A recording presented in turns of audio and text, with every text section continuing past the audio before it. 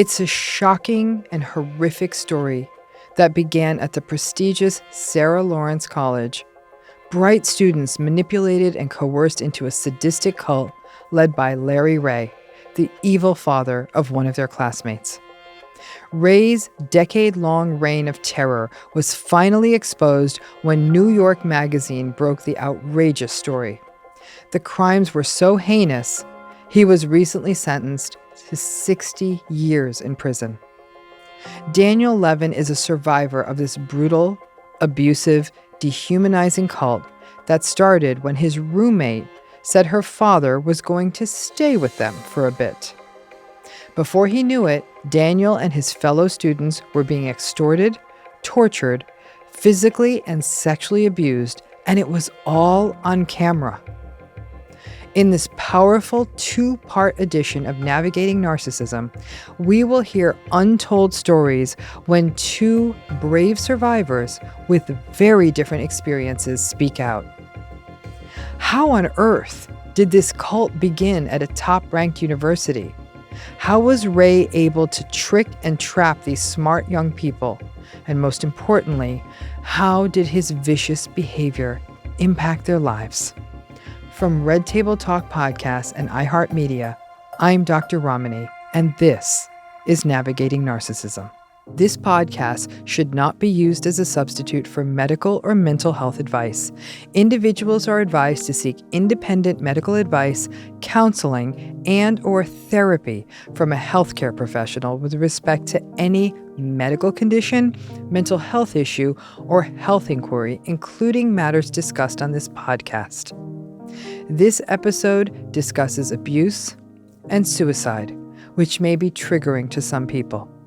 The views and opinions expressed are solely those of the podcast author or individuals participating in the podcast and do not represent the opinions of Red Table Talk Productions, iHeartMedia, or their employees.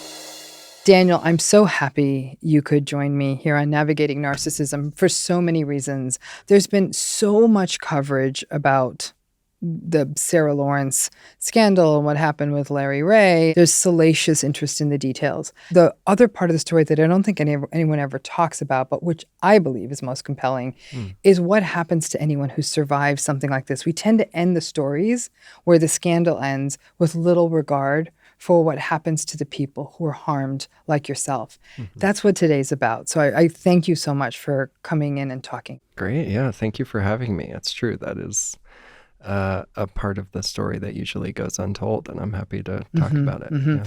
Yeah, it always goes untold. And I think especially when the story is as big and captured the public's interest for the sort of lurid and frightening details, we lose that. So if we could start at the beginning, so people listening understand how you came to meet Larry Ray and how this unfolded initially. So I went to Sarah Lawrence College from 2009 to 2013. You know, like most college students, I was 18 going into my freshman year. And my first roommate, Santos Rosario, started dating someone named Talia.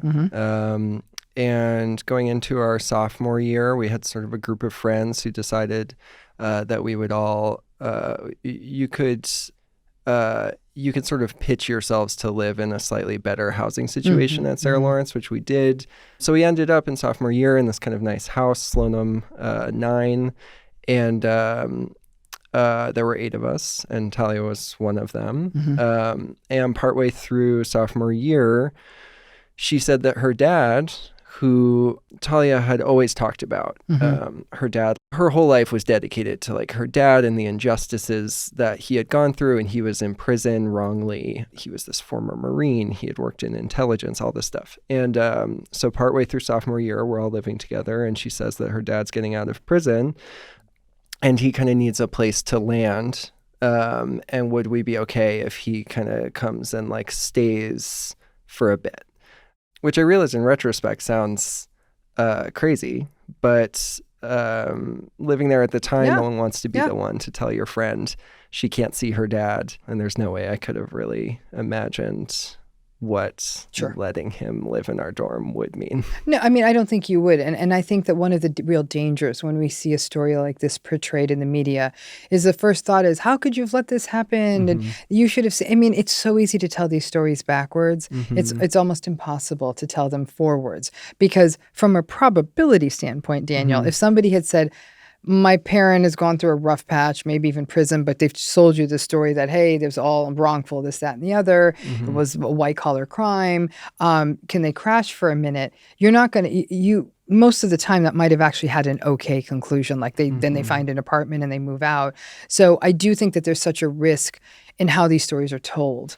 In documentaries and all of that. Like, I would have known better. I'd always tell people, slow your roll. I'm not so sure that you would have. As far as the likelihood of what happened with Larry, it seems to me like we always live in the balance between trust and boundaries, and that's what Larry leveraged. And I think probably many people like him leverage trust, right? And credibility.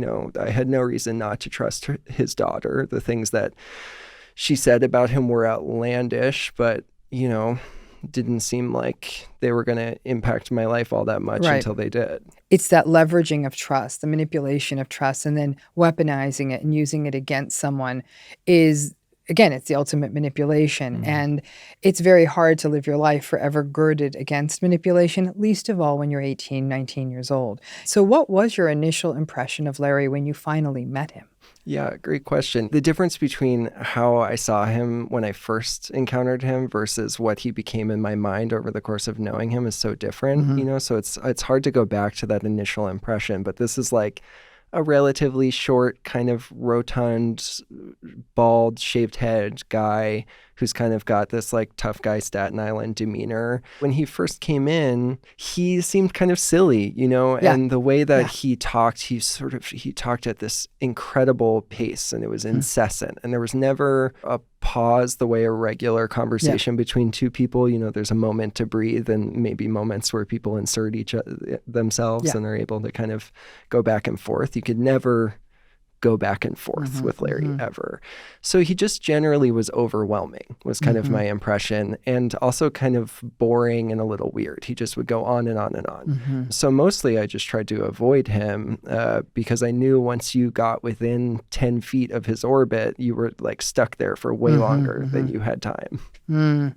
So your first impression of him wasn't all that great. Like it was this person who had what we call pressured speech. It's just talk, and you can't get a word in edgewise. And so it's not like you were bowled over, which is interesting to me because this show's called Navigating Narcissism, right?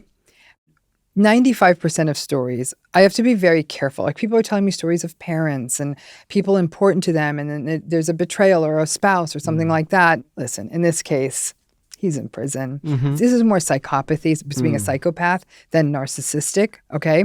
Which a psychopathy is not a diagnosis. Narcissism is not a diagnosis. And the reason I'm bringing this point up is that when we look at these personality styles of psychopathy, of narcissism, they've what I call the 3 C's. They're charming, they're charismatic, they're confident. It did seem, though, despite his appearance and his demeanor, there was still something that drew people in. Can you give some insight into that as somebody who was in his presence? He had this way of trapping you in a conversation, and you might be kind of resistant at first because it would feel like, this guy is going on and on. But somehow through the process of wearing you down and the kind of logic traps that he would get you in a conversation, the authoritativeness with which he spoke about things, you would find yourself kind of confused and somehow a little vulnerable and trusting him a little more than you trusted yourself inside of that conversation. And he would build and build and build that. And then in combination with having your friends kind of vouch for him because they've fallen for it, it all compounds until suddenly you find yourself in a much worse situation than you ever thought you would be in.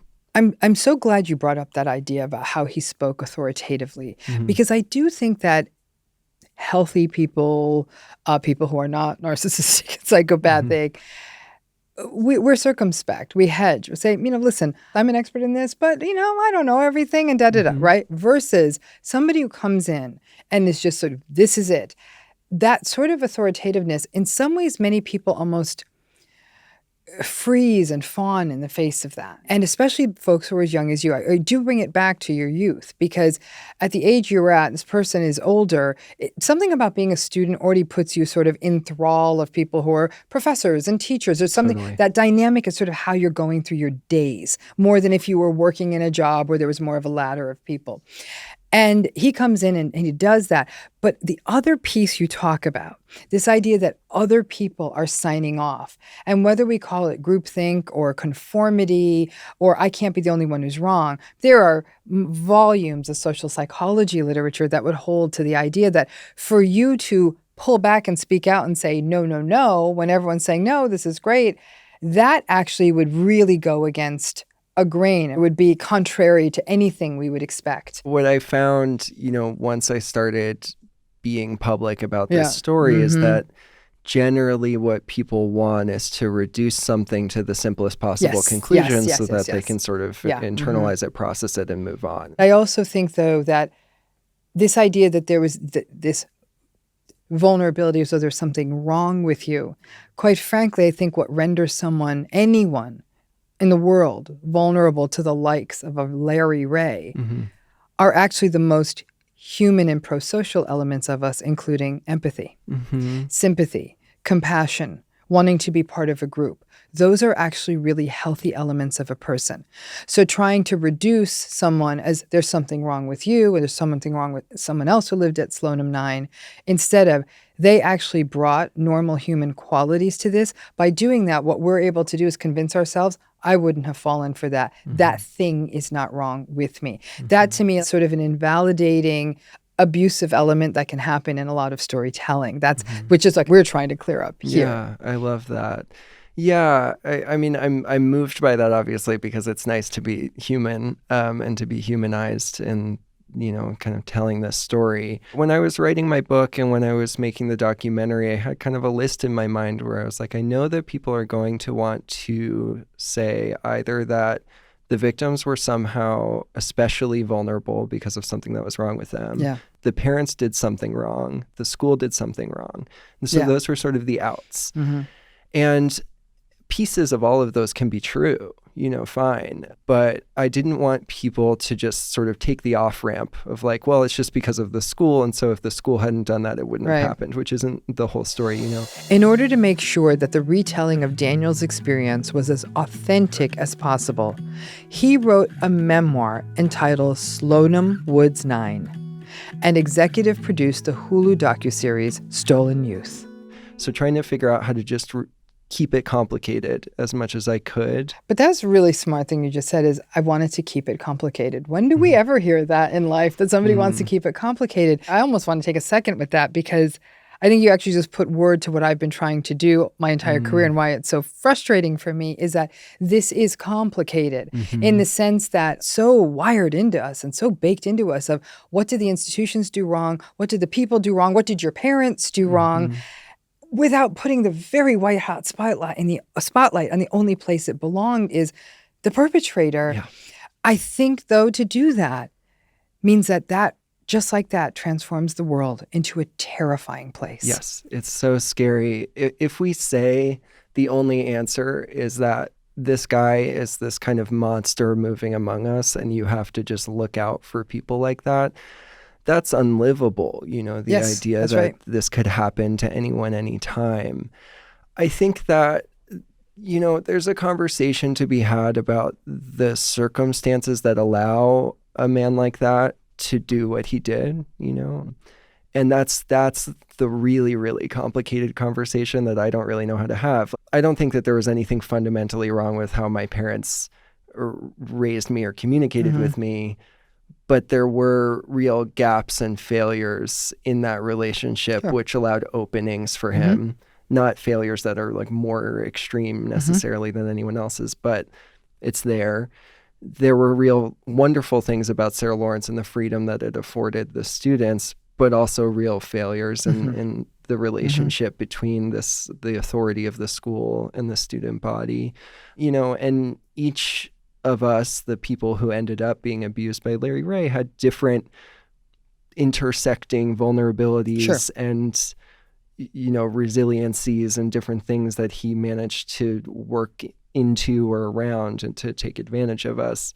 So I think that it's possible to look at all of those things and look at the ways that, in a world where parenting looked different or the way we talk about parenting was different, it might protect us better against someone like this, right? And you're right. All of those things are happening simultaneously. I often talk about this idea, even of multiple truths. Our parents were good. Our parents also weren't good, because no parent is perfect. We were going through some things. We had some strengths. We had some weaknesses. We were in an environment that was good, that wasn't great. This is the stack of pancakes. These are the multiple truths, and they don't fit together well. And in fact, the fact that they don't fit together well is also what can sometimes render us vulnerable, because it does create those little cracks. What is interesting is that very rarely on this show, I think maybe one, maybe two other times in the whole, 2 seasons of the show, have we faced up to actual psychopathic sorts of people. When somebody's full-time job, like a psychopath's, is to find the cracks in other human beings, and that's what they focus on. It's like a predatory virus. Yeah. That is just, its only job, morning, noon, and night, is to find the weaknesses to infect the host. Yeah, that's what was so scary about Larry. This was a person who would devote not even his waking, literally 24 hours a day to just harming other people. And it's amazing what a person can achieve if they just devote all their time and energy to hurting other people. And yeah, I think that people don't really realize, you can't conceive of what that's like. No, you can't. Yeah. And thank you for pointing that out. I think that's the problem, is I do think that there's certain human phenomena we can't get our heads around. But you were in actual direct contact with this. This was your life. This was your home. And initially, you actually went from sort of avoiding him and kind of thinking, like you said, he was a little weird, he was a little off. But then there was a transition to trusting him. Can you walk us through that process for you? For sure. The first person after Talia who he got to was Isabella, who was Talia's best friend. So Santos, Talia, and Isabella were kind of a trio from the beginning of school. They were all close. Isabella was from Texas. She was far away from home, was kind of a loner, and Talia was like her first best friend. And when Larry moved into our dorm, he became kind of Isabella's dad too. And there was this kind of family feeling, and he was looking out for Isabella. And then I would hear that Isabella was having some kind of crisis, but something was going on with her, and Larry was helping her. And then Santos was closer to them, and it was like this group was forming. And then my friend Claudia also started talking to Larry, and she definitely had noticeable mental health stuff going on. Santos, had his own mental health struggles, which I didn't know about as his friend. He hadn't really been open about them. But you could feel that he had certain sadness or something that he was struggling with. And suddenly, after he was talking to Larry, he was, exercising, and he seemed to be feeling good and had this kind of glow about him. And so it was noticeable that something had shifted. But it didn't feel like there was any reason to be concerned. Just looked like this man who was very motivated and maybe a little bit more into kind of a stereotypical idea of masculinity, was sort of pushing that onto Santos. And so there was this cascade, where everyone seemed to go from living our kind of chaotic, kind of messy college liberal arts life, where we were not doing a whole lot of schoolwork and smoking cigarettes and playing video games, to now they're way more polished and clean and doing their work and really regimented. And so it seemed like on paper there was all these positive impacts. And then I had been dating Raven at the time. This was my first long-term relationship, and that relationship started to get not great for either of us, and was really difficult, and I sort of tried to end it. And I had Santos and Claudia suggesting well, why don't you talk to Larry? He can kind of give you advice on your relationship. He can maybe help you figure out how to find a place to live in New York, because I just didn't understand how to do that. And so I finally gave in. What was the harm of getting a cup of coffee with this guy? What happened at that cup of coffee that you went from a little bit sort of cagey around this person to growing to trust him? What's important to understand is how when Larry and I met for coffee, the two of us were coming to this meeting with such completely different levels of preparation for what it was going to be. Yes. Well, you had two different agendas. Yes, exactly. Yeah. So I show up thinking I'm just getting a cup of coffee for, 45 minutes with my friend's kind of weird dad, and maybe he'll give me some kind of advice or something. And for him, he's done this before. He will do it again after me. He's going to show up and he knows that he's going to try to work me and love bomb me, right? And manipulate me and control the conversation so that I will be pulled further and further in. Yeah. It's this sort of predator-prey situation. Exactly. That's exactly right. But I didn't know any of that.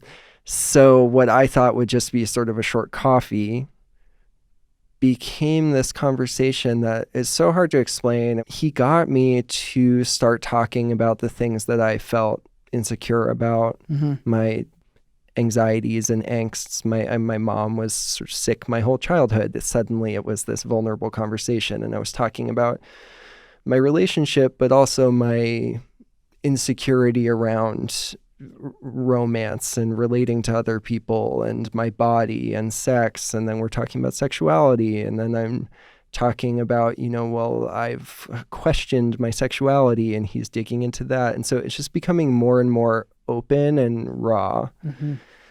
And the conversation is stretching on, but it sort of didn't realize how much time was passing until I realized the sun is going down, And so we sat in that Starbucks talking for hours. And by the end of the conversation, he had convinced me that I should break up with my girlfriend and that I didn't have to feel any kind of, that I owed her anything. I should just send a message and end it. We left the Starbucks and we're walking down the street. He offered that I could come and stay in the apartment, crash on the couch. And Santos and Claudia were hanging out there, whatever. And so that seemed like a, low commitment kind of way to have some place to stay in New York while I found what I thought would be my more sort of permanent living situation. And we rounded the corner and there was a limousine, a stretch limousine idling there. And the door opened and all of my friends were inside. Talia, Isabella, Santos, and Claudia. And what I didn't quite put together then, but would realize later because I was constantly in this position, was that they had been sitting in the limousine waiting, idling on the corner for the many, many hours, the whole time that conversation was happening, because Larry had stepped out of the limousine to go talk to me. And then they just waited until he came back with me. That was the beginning of me joining that group and the end of that period of my life. Yeah, I mean, and you're using the language of these relationships, the love bombing, the manipulation. It's something we sort of call the narcissistic or psychopathic intel gathering. Every single conversation for them is transactional. It's about getting intel, right? They're sort of pickpocketing your soul. How many pieces can I pull off this person, put in my pocket that I'm going to weaponize later? That's every interaction for this person. You wouldn't have known that going in. It's a tough way to live, Daniel, to go through life thinking that's everyone's game. Yeah, it doesn't seem possible. I mean, additionally, I didn't realize that he was using every conversation with everyone to gather information about everyone else. Yes. So he also had all this information about me that I hadn't told him, but I might have shared here or there with friends. And he wasn't directly coming out and pretending that he magically knew things, but he was a little bit making guesses or seeming to somehow be so intuitive that he would, he would sort of open by talking about me having someone was sick in my family growing up or something. It seems like my background, so he would use this information to make it seem like he had some sort of intuitive ability that he didn't have. Correct. But there was a uniqueness of timing and where that coffee shop conversation took place, because you were at a critical juncture of a relationship. You were coming into your own in an identity.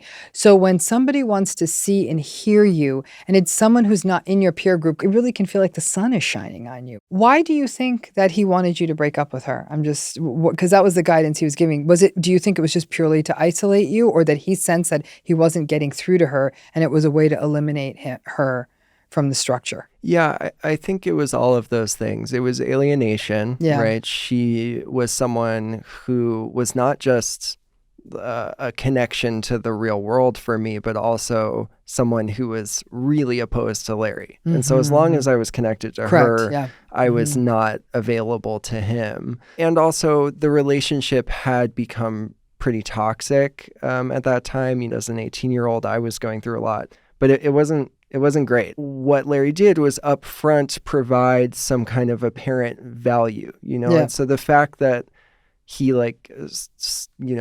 got me out, so to speak, of that relationship, which had really been making my life feel, which was pretty bad at the time, felt like he was helping me, and it was a concrete form of help. And so I could look at that and say, well, what he did today feels pretty bad, but he helped me with that thing. I can't deny that, so here we are. But he also gave you permission to do the thing you wanted to do, right? You had already made a choice, and what he was doing was sort of doubling down on that, which made it seem like he was giving you advice, but really you had made the choice. So it was easy to separate the two. But at this point, though, you've been given this offer to sleep on this couch of an apartment where your friends live. Did you then transition to being there more and living there? And what happened once you did that? Yeah, so I was living out of a backpack, sleeping on the couch in that apartment, which for me, it was like summer in college. Didn't feel like that big of a deal. In my mind, it was like, how do people pay for apartments? I got a job working at an ice cream shop downtown, and it just the math didn't quite work out. And then who would be my roommate? And it was like Santos, but Santos is spending all his time at this apartment, so it just, the prospect of living my summer in New York started to fade away in favor of spending time in this apartment where all my friends at the time were hanging out every day, and I had a free couch to sleep on, and Larry was cooking meals every night, and it started to feel like a very familiar kind of parental situation. And so it's just you just kind of fall back into it because it's convenient, basically. And so you did. Then what happened once you started living there? Because it wasn't quite as simple as a couch to crash on. No. So, there was a trade-off, right? Which was that I got free meals and I got a free couch to sleep on. And in return, I had to be subjected to these Larry conversations that I'd been avoiding the whole time. What he worked on that whole summer was destabilizing us.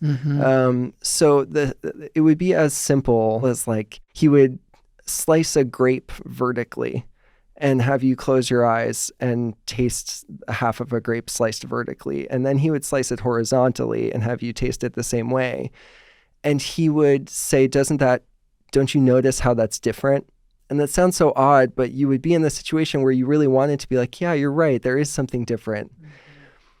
And just this tiny little thing was one of many other things where you started to trust his claims about your own sensory perceptions and experiences more than your own. He would play songs and talk about sort of the feelings that you were having from the song, and you would want to agree with him because it was almost cool to go along with the thing that he's claiming is happening. And your friend right next to you is saying yeah, totally, I do. I hear that in the song or whatever. And he would just build on this. And then we're talking about government and about the history of American imperialism. And so more and more, it just started to feel like the apartment was the whole world and kind of the place where things were real. And outside, everything else is not real or chaos. It's so interesting you put it that way because, part of it is also time served, right? When there's no other competing stimulus, that's how families can indoctrinate people into stuff, right? But because you go to school and other places, there's a balance. But when there was no alternate, there was this pressure to yield, right? There's all kinds of research on suggestibility and again, the social pressure to yield to that and all of that. And so those are real things. I don't think he was that smart, to be honest with you. I really, really don't think he was a smart man. But I think that he was so singularly motivated by power and control and dominance. And he just had this little weird manipulative bag of tricks. I mean, I'm even thinking of like even myself. As you were saying that, I remember being at a wine tasting once. They're like, don't you taste the chocolate raspberry and oak tree? And I'm like, no. And I felt pressure to go along, but I turned to the person next to me and I said, I don't taste any of those things. Yeah. And then, but what you have to do then is like, I'm a Philistine. I'm not sophisticated. So there had to be some explanatory models, but the explanation sometimes doesn't feel good. Like, oh, maybe I'm not so special or food smart that I can tell that this grape is cut two different ways. So I think that somewhere the explanation has to go. And so to relent to it when everyone else was saying that it's a very, very powerful sort of experience. So you're living in this apartment and slowly but surely you're losing this touch with reality. Yeah. And it started to become kind of a boot camp, so he's playing a playlist of the same 100 songs every morning, that I'm waking up to. And he has only the boys doing some kind of like workout routine. And then the summer ends and I had gotten into a study abroad program in England. So I left and went to England. And I feel like this is a part of the story that's hard to explain and gets kind of skipped over for its complexity. But, I had distance from the group. It's across the Atlantic Ocean in school. But I remember feeling this like deep fear that I couldn't quite let myself explain. But I just felt so bad when I would think about Larry and when I would think about going back home. I mean, there's like, it became abusive before that. And there was the sex and things started to get really bad. And then I left. And so all of that was in my mind, but I had no way to make sense of any of it. And I just wanted to shut it all out. England became its own bubble away from this other bubble. And I cut myself off from everyone and I just couldn't deal. And then, I had to go home for winter break. And I tried to figure out a way to just go to my parents and not make it seem like I was somehow avoiding Larry, but I couldn't figure out a way around that. And so he convinced me to come back and stay in the apartment for that winter break. Things had become so much more extreme. And that winter break was like horrible. And there was all kinds of abuse. When you were in the UK, were you completely out of touch with everybody? No, I just tried to avoid thinking about any of this as much as I could. And then Larry would reach out and I'd kind of dodge his calls. It was almost like I was trying to break up with him, but didn't know how. And so I was kind of trying to ghost him or something and felt bad about that. And then I would send a message, explaining how I'd been having these negative thoughts against him and that was so ungrateful because he'd done all these things for me. And, this was all stuff that he'd really beaten into us. So even in England, he had a very long reach. And do you feel comfortable talking about the situations involving sexual abuse? Is that because sexual abuse in this situation is such a form of coercion, right? It's advantaging a vulnerability. It's exploitative. It creates the sense of shame and that you people are further under someone's control. None of it's consensual. And so how is that playing out? Yeah, totally. One of the things that made it so hard for me to make sense of this afterwards is I just really didn't think about men consenting, which I think is like an important part of the conversation. Yeah. So it started off the bat. I was staying in the apartment. I think it might have been like even the first week. Isabella was sleeping in the bedroom with Talia and Larry. So there's a room where just they are. Okay. So that's, I don't know how I accepted that. frankly, but I did. And early on, she came out of the bedroom.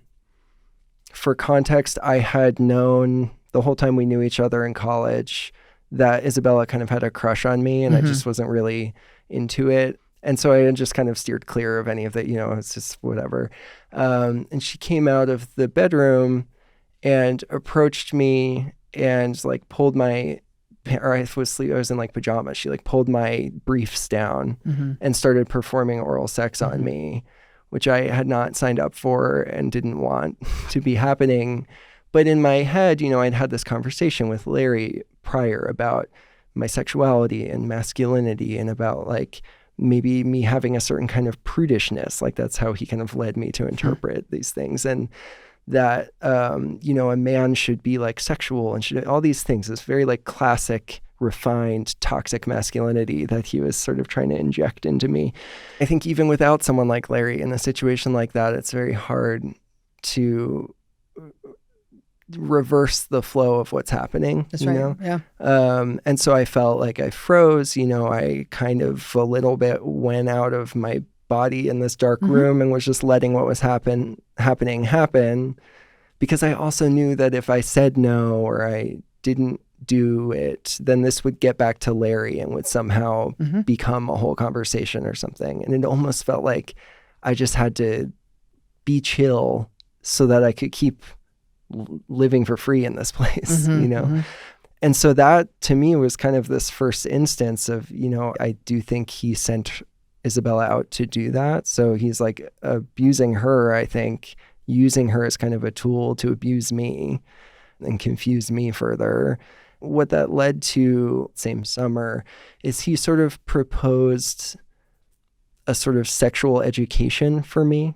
Between him and me and Isabella, there would be this like private kind of almost course for me to get like better, because I was struggling with my sexuality and I felt nervous and uncomfortable with sex. And so he was going to kind of be like a professor for the two of us, who turned out to get involved, and really what it became was it was pretty clear that he was enacting his sexual desires on Isabella, and that I was somehow kind of being used to enable that or something under the guise of like him helping me. I was really, really confusing. I don't even know with psychopathic people if we're talking about sexual desire or where other than it's just one more place to use power to maybe have a moment of pleasure. I mean, it's often said that, psychopathic people are motivated solely by power, profit, and pleasure. Pick one on any given day or any given moment. But in capitalizing on this narrative he was creating around your sexuality, then he was creating one more place to be able to control and overpower you, to do the same thing to Isabella. All of it was this coercive control, using sex as that weapon. Yeah, that makes a lot of sense, because all of the things that he was doing did seem less about any kind of sexual pleasure and more about control. I mean, he was sending people out to have sex with each other. He was like putting me in a dress in front of my friends and having me like go out and do things just purely for shame and control. There were a lot of things where he was getting me to participate in my own sexual abuse in front of my friends, So it's really participating in your own degradation, but you could cut him out of the shot and it looks like you're doing this on your own, right? So what that does is it puts him above reproach. Well, you're doing it. I don't see anyone with a gun against your head. And that is the reason people like Larry Ray and anyone like him get away with what they do, because laws are not designed to account for dynamics like coercion and exploitation. They see someone who's being an agent in their own life. And that's not the case at all. To me, coercion is the psychological gun at somebody's head. Totally. And to ask people to embrace the idea that you could not have full control over your own choices. It's a lot to ask. It makes it so hard to explain what happened. And then when it comes to sex, it's a real journey to get to a place where you can say to yourself, I didn't want that to happen. Right. Well, the fact is that anyone out there listening to this, watching this, who's been in a relationship with a narcissistic or psychopathic person will understand. And while their stories didn't end up on TV in a documentary and don't have the sort of the arcing notes of your story, that sense of, wow, how could anyone understand this? It feels as though nothing I was doing made sense. It actually fully makes sense from that sort of that point of view. And so keep that in mind. It almost feels like, especially in a psychopathic relationship, which is what it was with Larry Ray, there is no consent to anything. You've been so deeply manipulated. You're fully in the service of another that there's no consent around sex. There's no consent around interaction. There's just no consent. That's how those relationships work. A lot of people there argue that the sexual encounters people have with malignantly narcissistic or psychopathic people is never consensual because it often happens, almost always happens under this cloak of manipulation or trying to keep a relationship from ending or trying to give in to the other person so you're not abused. That's not consent. Unfortunately, to the world, it looks like it. And that's which really complicates the healing of somebody who's going through an experience like that. But as you're going through this, Daniel, what were you going through mentally? Because there's so much happening to you. What was your psychological experience of this? Yeah. So for a long time when I reflected on this, I thought that my internal experience was the whole time I didn't buy into it. And I felt scared and uncomfortable internally all the time, the same amount, and was just looking for a way to get out. And then looking back on it and some of the writing I did at the time and some of the evidence and that sort of thing, the video that exists, I think that there were a lot of different layers of thought happening for me internally at the same time. And I wanted so badly for this to be a good situation. I wanted it to be what it had been sold to me as, which was this was a good and special man who was helping me and my friends, and we were all becoming better people and we're going to do good things. And I also felt simultaneously a deep discomfort.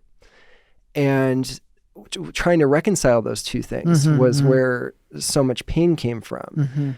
So what I told myself and what Larry was encouraging was that I was uncomfortable because there was something wrong with me, because of my pre-existing issues, whatever. And that's what he was helping me with, So my resistance to him was in fact a symptom of my own problems. And I had to just get with the program and then I would feel better. It's like something's always been wrong with me and I've always felt this bad. And with Larry, I'll finally feel good again. Right. Well, it's a double gaslight, right? Yeah. He is denying reality. He's telling you there's something wrong with you. And then he's telling you, I'm the one who has the answer for what's wrong with you, right? So that double gaslighting is a multiplier. And it's very difficult to crawl out from under it because what he's done is you've got someone kicked down to the ground and now you've got a boot at their throat kind of thing. So there's not many places they can move, but now you're telling them, and I can help you get out of this position. And you're like, oh, great, you saved me. And so that's that. He set up that savior relationship. Totally. It's one of the most perilous dynamics. And you see this in imprisonment settings, hostage settings. The thing that was worse for all of you, a person who is literally being held hostage is very aware. I'm being imprisoned. You were being held hostage, but there was actually a door you could walk out of, but you couldn't. It's almost like a philosophical dilemma, right? Because you could walk through it, you couldn't walk through it, you couldn't leave, you were being held hostage, but to the world, you look like a person who got a cush set up in an apartment where you could stay and go in and out at will. At least for the person being held hostage, the pieces of the story, terrifying as they are, they fit together. Totally. In your case, none of them fit together. When they didn't fit, that's the stuff that drives you mad. Yeah, agreed. That's been the driving motivation behind telling this story.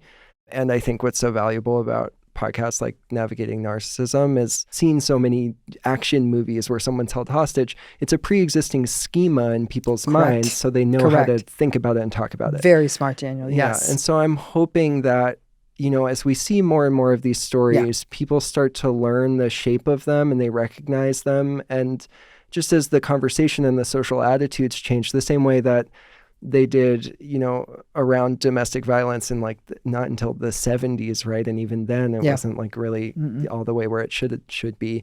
But at least people start to think this is what this is, and it's not okay. Correct. You're right. I mean, I think domestic violence is a great example. We're still not where we need to be, but up until the 1970s, there wasn't even a name for it. Mm-hmm. Here we are in 2023. Terms like coercive control and gaslighting are now more part of the public conversation. There is a recognition, but all of that said, people still look at the story put out there in Stolen Youth and in your book, in your entire experience, and still look at it with a huh? Mm-hmm. And we have to lift the huh.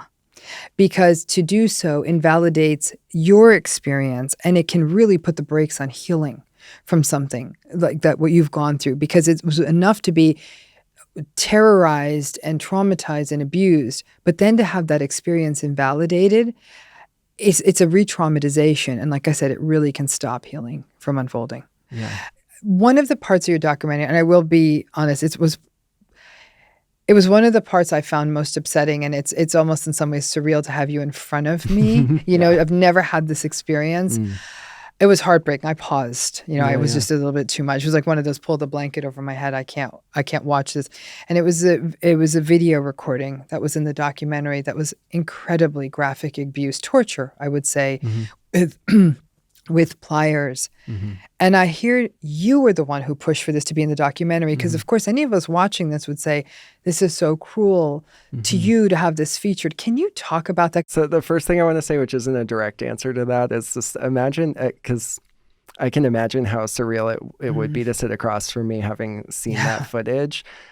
It was so surreal to watch it yourself and see yourself on screen and see this whole experience covered, and then to close your laptop and just be in your life now. Very weird experience to be documented. Yes. And I say that, I don't mean to be callous, but when I hear from people who have trouble watching the content, I need to be empathetic and understand how challenging that is. And there is a little part of me, which I like to think is my self-advocate, that's kind of well, sorry, it was hard for me, to be there, and I didn't have a choice to pause, Thank you. And thank you for saying that, because I really appreciate you framing it that way. You didn't have a chance to pause. But so to address the question. This is a moment that's going to stay with me for a long time. I did close my eyes. Seeing a young man be violently tortured and abused was something I could not watch. Daniel made the important point that he couldn't hit pause. Everybody seems to be fascinated by true crime. But as viewers of these stories, we can hit pause and choose to protect ourselves from the worst of it. This was a rare case when some of the worst of it was recorded and right there for us to see. So that footage came out in trial. I didn't know it existed until pretty close to when the documentary was being finished. There was a lot of footage that I was shown when I was working with the U.S. district attorneys, helping them build their case. Once I learned that footage existed, it was one of the most validating things that had ever happened in my life. Because this did happen to me. And let me tell you, there is nothing like sitting in a room and surrounded by lawyers and law enforcement people and hitting play on a 90-minute sex tape of yourself that you didn't know existed. It's really, and they do you the favor of not watching the screen while you watch it, but the sound is still on for everyone. Sorry. Anyway, I left before anyone else. I lived with this in secret for years, and there was no evidence. There was no video. There was nothing I could turn to. So if I wanted to tell someone about it or explain it, it was just me staking my flag in the truth. Yeah. And there was nothing that I could point to and say, but it's real, I promise. I know it sounds so crazy, but this is what happened.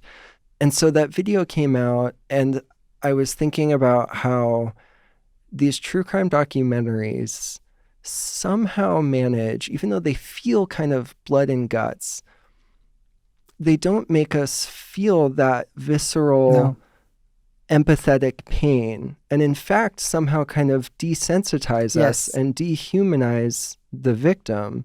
So we feel this odd distance, and it becomes like fiction. They're like characters. Yeah.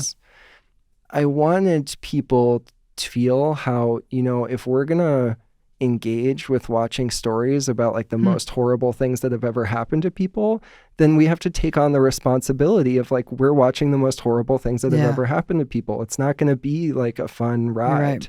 You're right. Yeah. I hear that. I'm so sorry all of that happened to you. I really am. And I'm so grateful you're sitting in front of me here. Okay. You know, I really am. That experience, there was so much footage. You're saying 90 minutes of sex, this footage of you, you know, being tortured.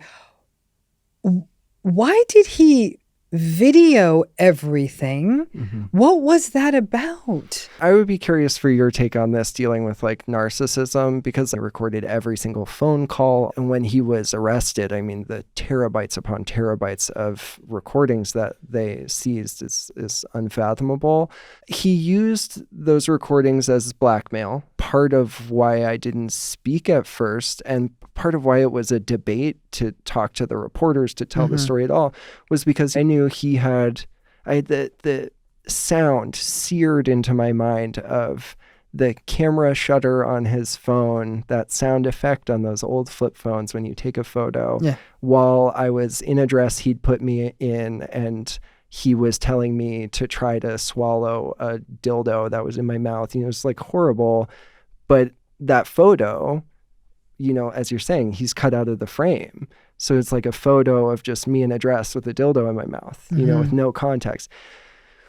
So that's him documenting, but my fear was he could send that photo to anyone, and how would I explain that? And I'm trying to live a life where that's not part of my existence. So I think blackmail was a big part of it. And then there's also the question of, I don't know how much someone like him, who's kind of a con artist and is a psychopath and is kind of delusional, like how much he believes his own story. Because it did also seem like he genuinely thought that he was recording people confessing that they had harmed him. So that's what these interrogations often were, was him pushing us to confess that we had done something to mess up his life or to harm his things, his apartment, whatever. And it seemed like he did genuinely believe, like, I have this evidence, because he made a website where he put Claudia's a video of her admitting supposedly these things online. And he would send these videos or written confessions to, you know, to other people as if trying to self-advocate. I think that was the most stunning part of it, because, you know, Daniel, you said there was a certain validation seeing that in almost all cases when people are victimized or traumatized. There's no evidence. It's just what is in your memory. And your memory had been so addled by this experience because of what he was doing to everyone. So that moment of validation, as horrifically painful as it must have been to watch that, there's also a moment of, yes, liberation. This did happen. This is remembering that, right? It could have broken you out of part of this gaslight cycle that you were so embedded in. I have to say, when I recognize, like, wait a minute, he made all this video, is there's an impunity to him. There's no consequence. He's never faced, yes, he'd done short prison stints, but for what he had done repeatedly and managed to find the loopholes over and over and over again, this was a guy who didn't believe there were consequences. When there were consequences, he launched in some conspiratorial rant. He's always, always masterful at like, I am being victimized. I'm being victimized. That was his delusional narrative. I am forever a victim.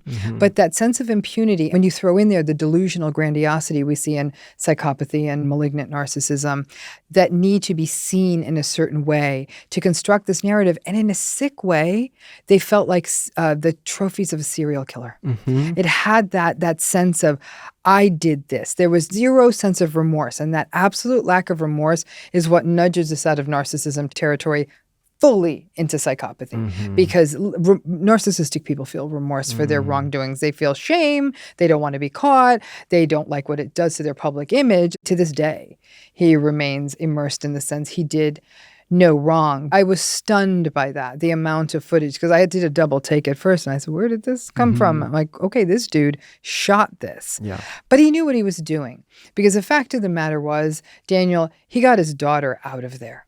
So she wouldn't bear witness to any of this. I think that this idea that there was this, he was so, like, he was crazed.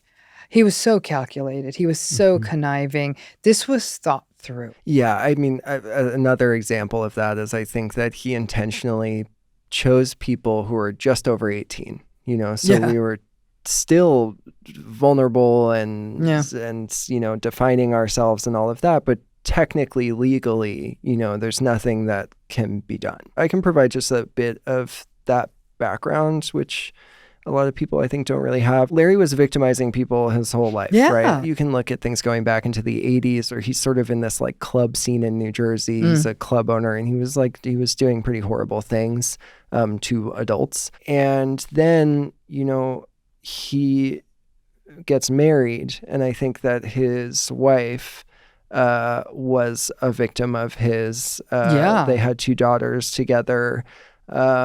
And then his next victims were his daughters, right? And there's audio footage that is heartbreaking where, you can hear him manipulating his daughters, gaslighting them. He's manipulating his youngest daughter, Ava, and using Talia even then as this kind of like lieutenant to get to the youngest daughter, and convincing them that their mother had been abusing them. So that he could get custody, essentially. So I think he was, in some ways, really accustomed to coercing young people, and had seemed to have just done that with Talia in a way that was really total. One thing that was also striking was all of you living that apartment who were in that orbit were convinced things happened that didn't. Yeah.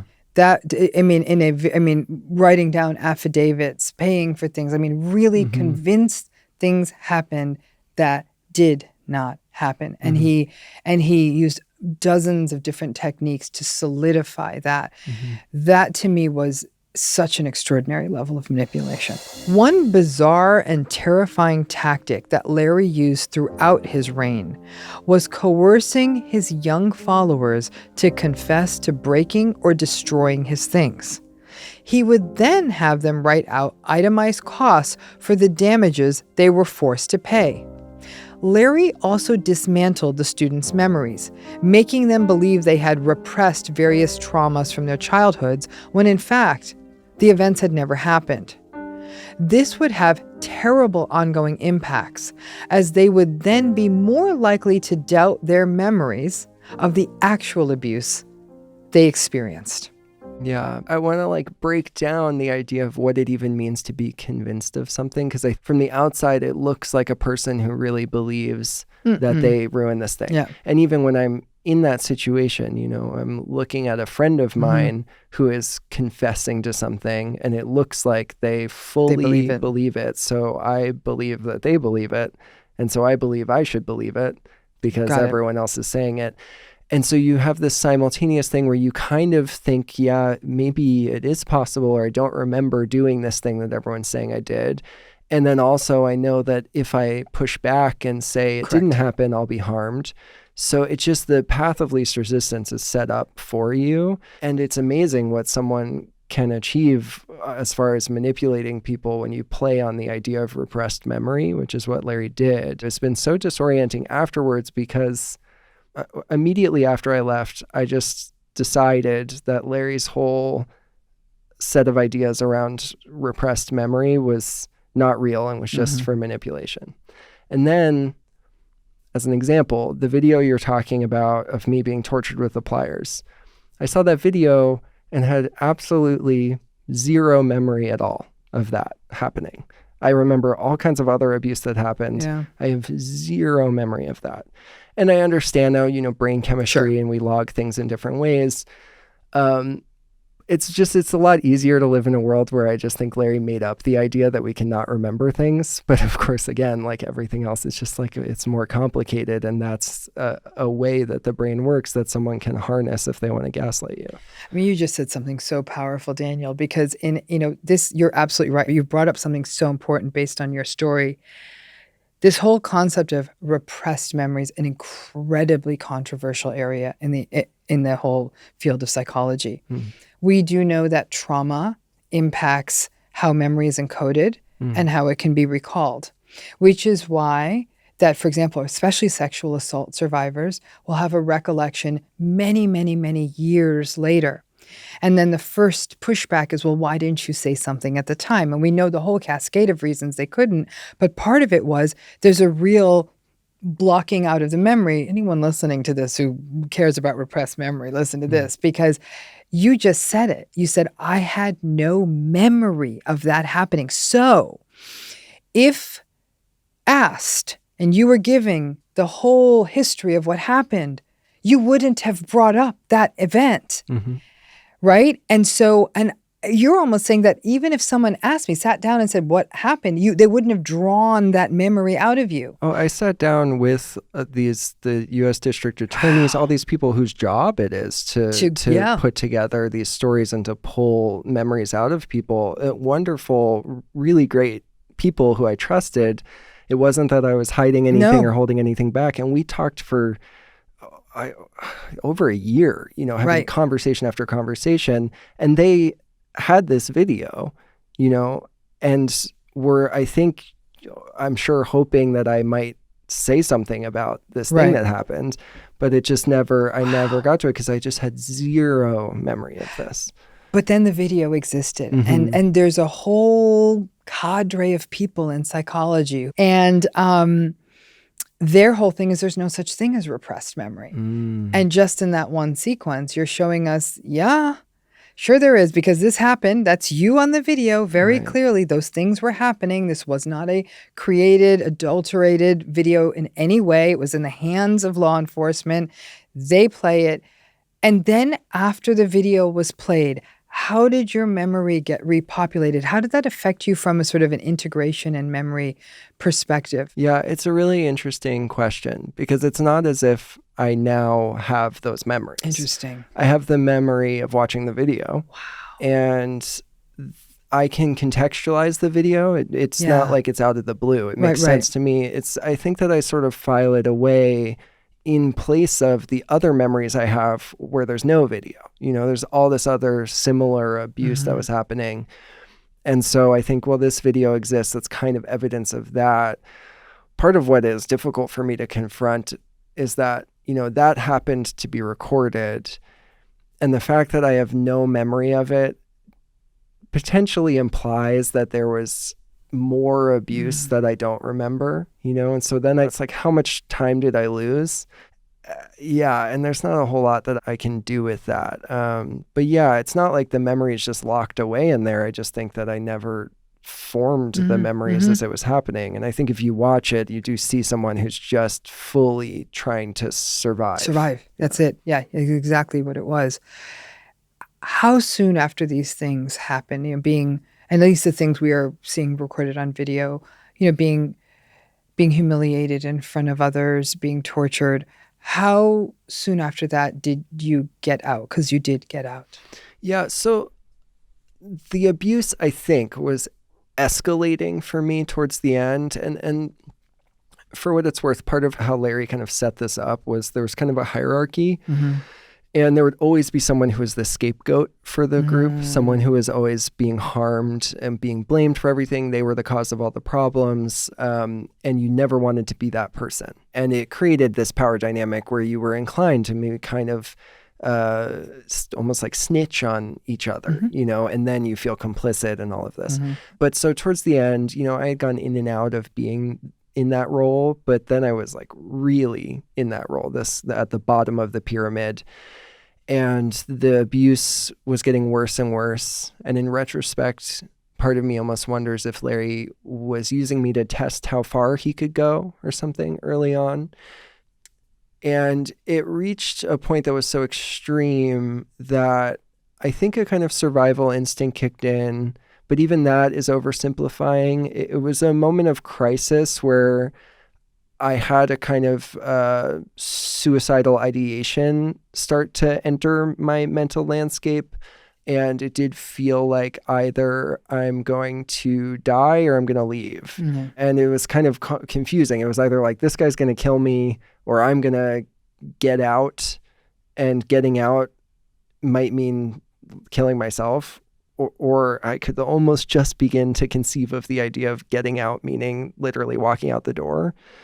And then my thinking about the situation started to shift, where he just was hurting me so much that I don't know how to explain it. I just started to almost disassociate, I guess, and think like, how can I get out of here in a way that will cause me the least long-term harm? And I started to get really strategic about it, if I'm honest. You know, I did a little reality testing where he was torturing me in front of my friends and trying to get me to admit something. And I consciously decided, you know, what if I tell a story that's not true, that's good enough that he goes along with it?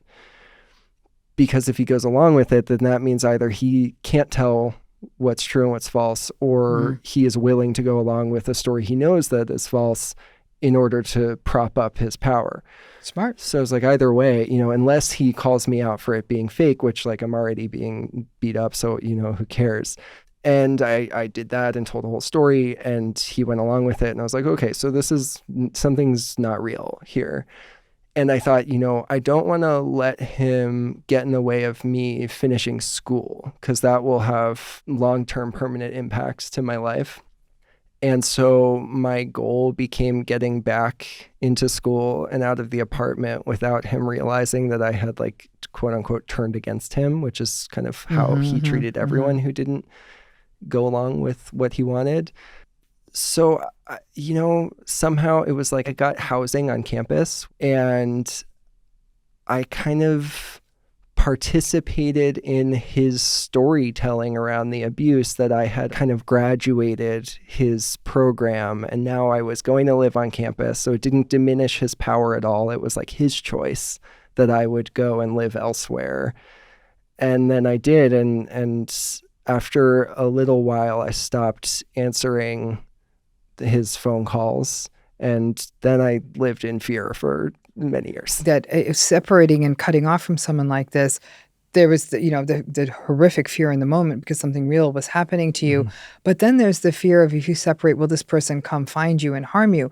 That must have been a really, I mean, there was no good way forward. No, and no way to wrap my head around what had happened. You know, the same way that people hear a story like this and have trouble understanding it. Like, so did I, and I went through it. So it took me a long time to think the word cult even applied, you know, and it just didn't occur to me. I just was like, this guy was really bad, treated me badly. And that's like as much as I could think about it. And then I saw this checklist that was like all the qualities of a cult. And it's like, those do all happen to apply. And then it took me even longer to think about what had happened to me as sexual abuse or as like non-consensual. Yeah. So it's really hard to figure out how to live with this. And then I didn't integrate the experience, I would say, until I started being public about it, which was really uncomfortable, but kind of seemed to be the only way to bridge the gap between this whole part of my past and my regular life. I'm so sorry you went through this. Did Did it help you to have that framework of thinking of it as a cult, or did it make no difference? It was really helpful. It was like a diagnosis or something, having Yeah. a name to put to it just made it a little bit easier to think, okay, it's like I'm a cult victim. Now I can look to see if there are like cult support groups, or I have something I Yeah. can say to Yeah. a therapist, and being able to say that, as much as there is stigma around, what a cult is, being able to just explain efficiently saved me from a lot of confusion at the outset. After you moved back to Sarah Lawrence, what was your process of not just living but healing like at that point? It was slow. First, I tried to make myself as unavailable as possible in case Larry or anyone involved called me or saw me and was saying, you should come back to the apartment. I just wanted to be able to be busy all the time so that I could say, sorry, no, I have to go to this class right now. Or maybe also using those things to avoid reflecting on what had happened. I started dating someone, and, to her and to myself, I just kind of was saying that living situation was weird and bad. And she didn't really fully understand until one day we were walking down the street. We were in Manhattan, and I said something offhandedly about how Larry would hit me. And in my mind, it had been so normalized that I just was I thought I was just relaying information. And I was walking and talking, and then realized she wasn't standing next to me anymore because she was just crying, standing there.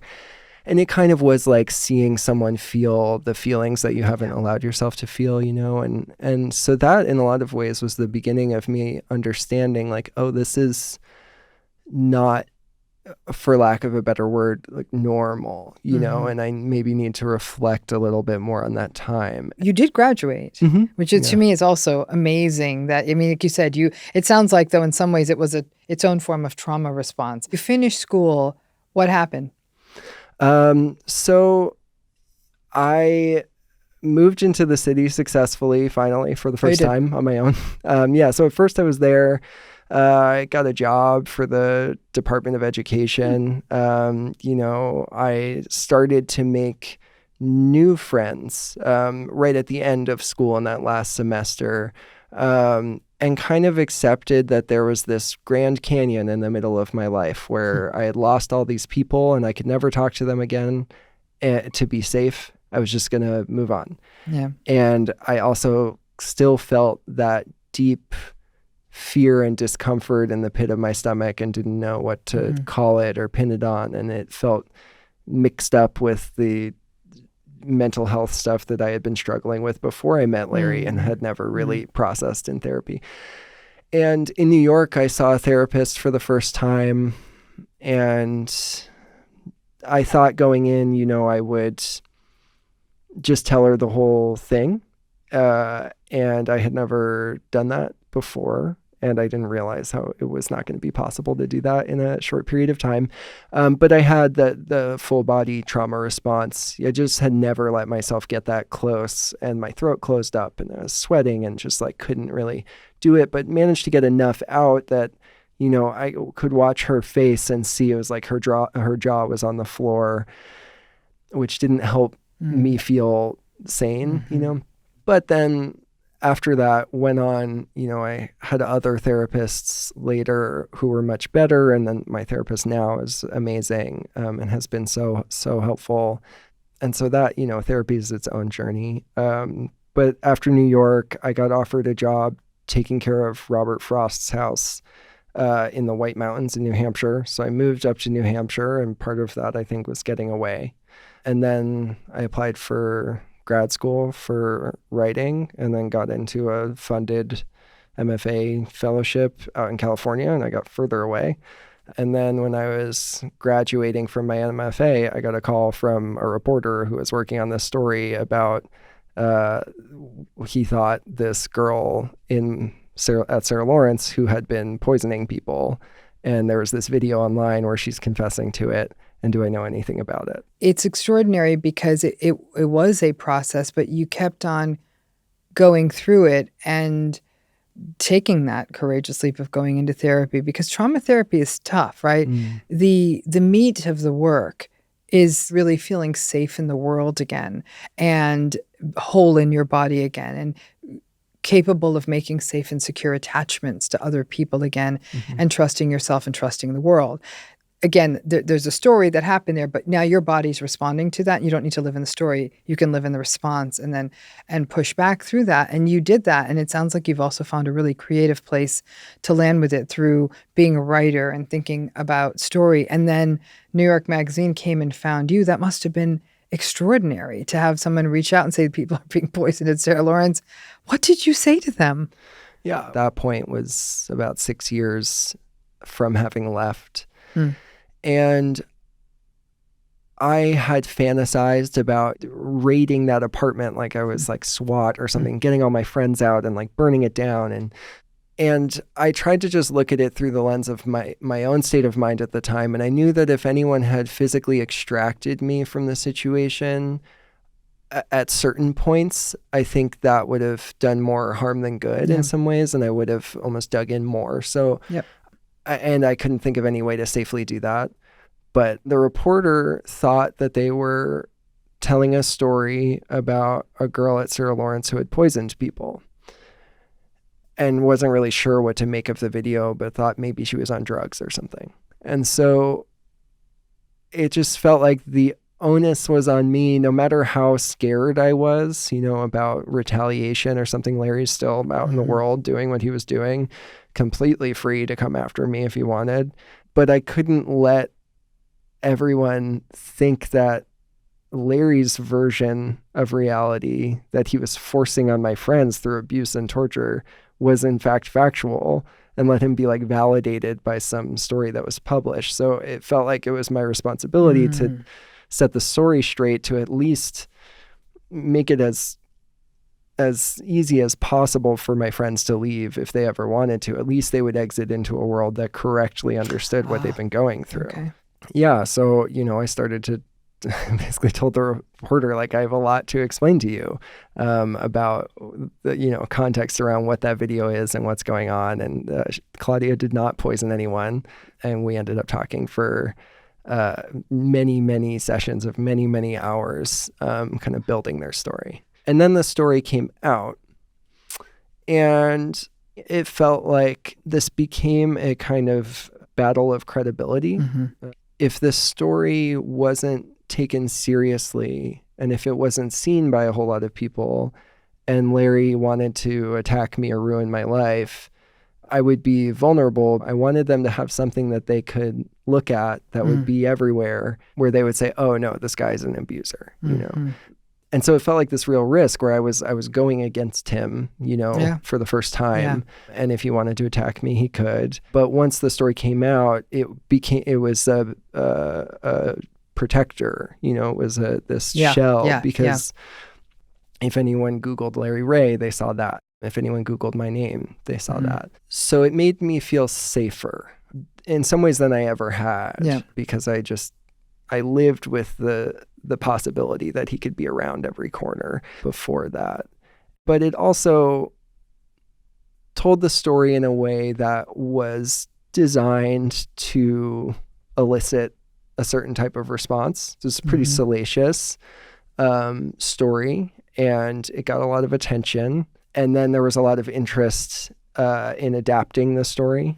And I didn't know that, by writing the story, New York Magazine suddenly kind of had the rights to what had happened to us. And so that became sort of the struggle of the next couple of years, is figuring out how to put control over how the story was told back in the hands of the actual survivors of the experience. Do you feel like you've been able to do that? Yeah. I mean, I wrote this book, and I never expected to write a memoir about being abused. I wrote poems, but it meant getting the rights back to the story. Our whole experience was having control taken away from us. And then very powerful people were trying to control our lives again. That worked. And then I got lucky and managed to find a director who had like integrity and cared about telling the story in a way that was sensitive and compassionate, but also meaningful.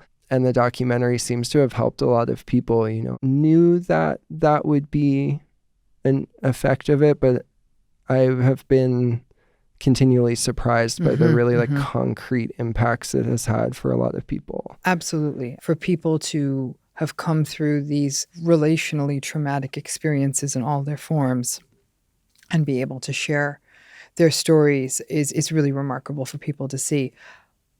Were there impacts of that New York Magazine story beyond just New York Magazine? Because ultimately there was, I mean, this thing got shut down.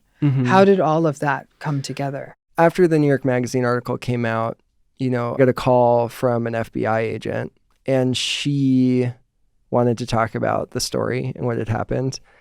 It's maybe a good indication of how these things still hang on to your brain after this kind of abuse, because my first thought was that she was someone acting on Larry's behalf, pretending to be an FBI agent. That's understandable. Yeah, but she wasn't.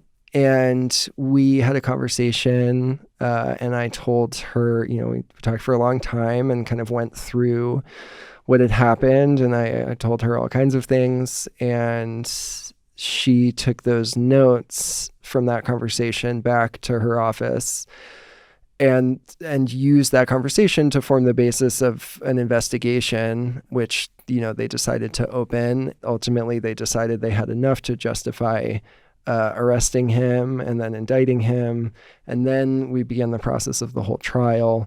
And all of this was happening at the same time that I was, contracted to write and then publish this book, which itself became evidence, and so was being line read by FBI agents and prosecutors and all these lawyers and stuff. It's been a lot to triangulate between all of these different powerful entities, but the goal the whole time was very clear, just to make my friends as safe as I possibly could. Yeah.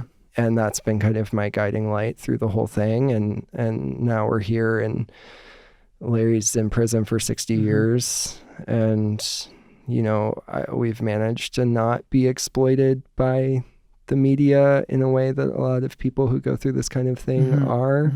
As a trauma survivor, it's not lost on me that your singular focus is to help your fellow survivors feel safe. The way you've shared it today to me is extraordinary, because it is a terrorizing, chilling experience. You've been talking about your history, how you healed, and what happened to you after this all happened. But how are you doing today? My life is really good. It's really, really good. It is really weird to have not just gone through something like this, but then to have gone through talking about it on the news and having this documentary be out there. And it's just a really surreal experience that there's not much of a roadmap for. No. But, here I am, and I get to live in a really beautiful place, and I have friends who I love, and a partner who's amazing, and a therapist who's amazing. I think that I've had this impulse in my healing that's both to like create safety for other survivors, and also I can't help but want to like fix everything and knit everyone back together and make it as if it never happened, which is not possible. But I am back in touch with everyone, and we talk regularly. And after years of thinking that I would never talk to these people ever again, I like have those relationships back, which is amazing. Not to boil it down to the simplest thing, but sometimes I do think about the fact that I can open the door and walk outside. But that is that's the everything. I mean, I don't think it's the simplest thing. It's a amazing thing, because there once was a door you couldn't walk out. So understand the profundity of being able to walk out and bring your full self out into the world without having to look around corners. You have probably an exquisite understanding of the beauty of what life can be, maybe more than any other person. What has helped you most in this process of healing and growth and frankly thriving? The heart of my experience with this psychopathic abuser, right, was that he made me not believe myself. And the process of healing for me has been a process of believing myself and learning, who I am. and then standing behind that and really planting my flag in my own reality and experience and being open to all of the complexity and chaos and messiness of life. At the end of the day, it's that I believe me. It's so amazing. And I think every survivor needs to hear that because regardless of the context of the situation, that's what survivors grapple with most. They lost all belief in themselves while they were in these situations. And the stumbling block to healing is to end self-blame and to fully believe themselves and to recognize that they are fully in the world. Yeah, it's hard because sometimes we do have to question our own thoughts and feelings about things, and that's fine. But yeah, figuring out how to trust yourself has been kind of the foundation of me being able to rebuild the rest of my identity and sense of self after it was dismantled. Well, I think it's the foundation of all healing. So thank you for sharing that.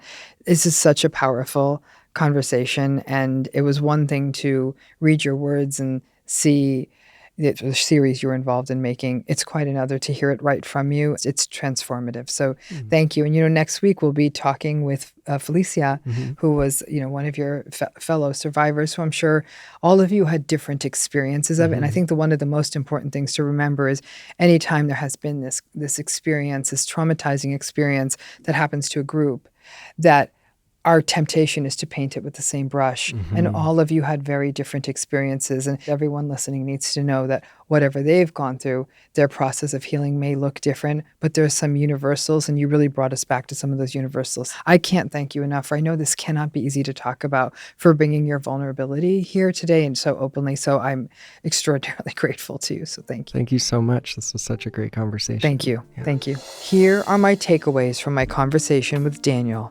First, Daniel's experience and the entire experience of everyone harmed by Larry Ray is something most people watch and think could never happen to them. There is a danger in believing anyone is immune.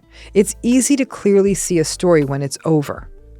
Understanding the subtle predations of a manipulative and exploitative person can, hopefully, keep all of us a little safer. In our next takeaway, Daniel did say that one aspect of Larry Ray that he found quite disarming was his authoritative confidence, that Ray would spout off anything with such conviction that it made it seem plausible.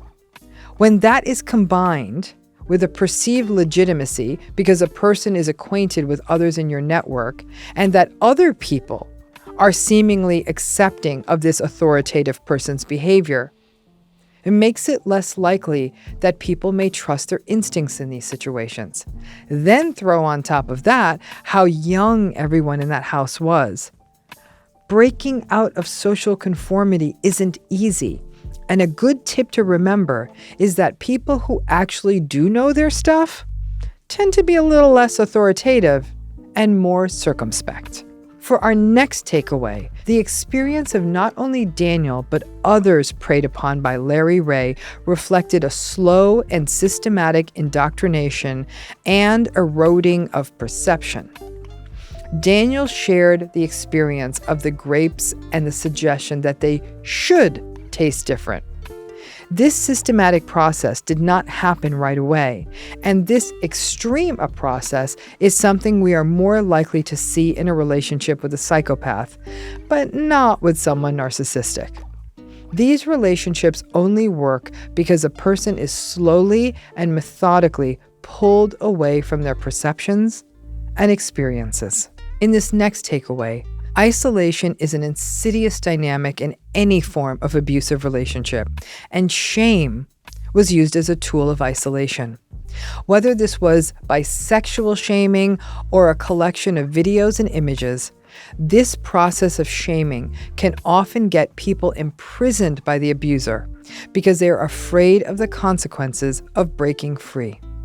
This is a terrifying dynamic, and the effects of this can last long after a person finally does get away from one of these relationships. Daniel shared that therapy was an important part of this process for him, and it is essential to be able to work through these dynamics and find safe spaces of connection and relationship. Next, Daniel shared a particularly terrible dynamic that occurred in this relationship and is something we would observe in coercively controlling relationships.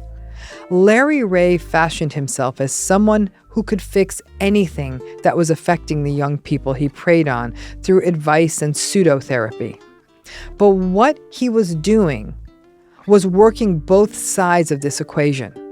He was breaking Daniel and everyone else down, and then presenting himself as the only solution. This sort of double gaslight is a deeply exploitative dynamic that can keep people stuck in these traumatic systems for years. In our next takeaway, there are roles we witness people being placed in when they are in toxic situations. And the most dangerous role of all is to be the scapegoat. Toxic family systems have scapegoats, as do toxic organizations, and that role can be fluid, creating a sense of dread and compliance in people within the system who must always live in fear about whether they were going to be the next scapegoat. Malignant narcissists and psychopathic abusers use menace and dread to maintain absolute control within a system. Daniel found himself in that role for a while, and in the name of survival and safety, a person may say what they need to remove themselves from that role. When that is the circumstance, the concept of free will, consent, and choice has evaporated. And for our last takeaway, Daniel was changed by his experience, but he is also healing and in a good place in his life. Hearing how these processes play out is crucial for all survivors to heal. It looks different every time in every person, and survivors' experiences may have shared patterns, but ultimately are very different. Once again, we see that it is therapy, social supports, meaningful and purposeful activities, reconnect with some of the other survivors, and the awareness of small, wondrous, albeit ordinary experiences. In Daniel's case, that he can open the door and walk outside. But above all else, Daniel shared what healing really is, which is believing himself. This is a key reminder that survivors can take themselves back from these relationships and situations.